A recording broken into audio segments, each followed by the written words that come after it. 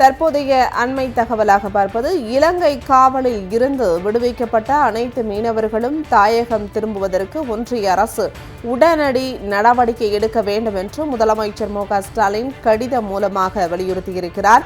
இலங்கை கடற்படையினரால் கைது செய்யப்பட்டுள்ள அனைத்து இந்திய மீனவர்களை விடுவிப்பதற்கும் உடனடியாக தூதரக நடவடிக்கைகளை எடுக்க வேண்டும் என்று முதலமைச்சர் மு.க.ஸ்டாலின் கடிதம் வாயிலாக வெளியுறவு அமைச்சருக்கு வலியுறுத்தியிருக்கிறார். அண்மை தகவலாக பார்க்கிறோம். ஒன்றிய வெளியுறவுத்துறை அமைச்சர் டாக்டர் எஸ். ஜெய்சங்கருக்கு தமிழ்நாடு முதலமைச்சர் மு.க.ஸ்டாலின் தற்போது கடிதம் வாயிலாக வலியுறுத்தியிருக்கிறார். ராமநாதபுரம் மாவட்டத்தைச் சேர்ந்த 22 மீனவர்கள் நேற்று இலங்கை கடற்படையினரால் கைது செய்யப்பட்டுள்ளனர் என்பதையும் அதில் தெரிவித்திருக்கிறார். இலங்கை காவலில் இருந்து விடுவிக்கப்பட்ட அனைத்து மீனவர்களும் தாயகம் திரும்புவதற்கு ஒன்றிய அரசு உடனடியாக நடவடிக்கை எடுக்க வேண்டும் என்று முதலமைச்சர் மு.க.ஸ்டாலின் தற்போது கடிதம் வாயிலாக தெரிவித்திருக்கிறார். அண்மை தகவலாக பார்க்கிறோம்.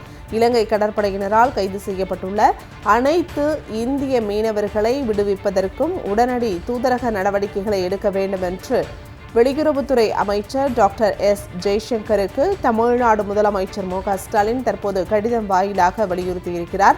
இன்றைய நிலவரப்படி 104 மீனவர்களும் 258 படகுகளும் இலங்கை காவலில் உள்ளதையும் சுட்டிக்காட்டியிருக்கிறார். பிப்ரவரி முதல் வாரத்தில் யாழ்ப்பாணம் நீதிமன்றத்தால் விடுவிக்கப்பட்ட 12 மீனவர்கள் தாயகம் திரும்புவதில் தொடர்ந்து தாமதம் ஏற்படுவதை அந்த கடிதத்தில் வலியுறுத்தியிருக்கிறார். தற்போதைய அண்மை தகவலாக பார்க்கிறோம்.